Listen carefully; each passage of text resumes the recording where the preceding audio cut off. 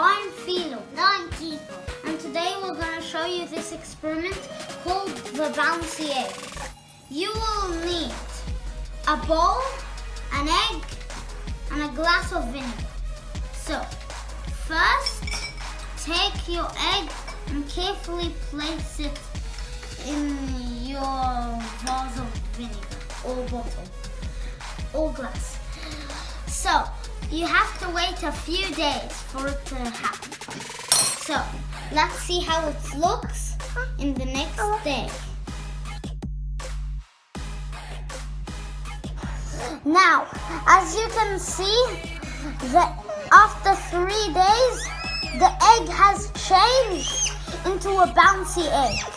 Why did it happen? Because when we left the egg in the vinegar, the shell dissolved and then it became bouncy. Okay, bye and see you next time.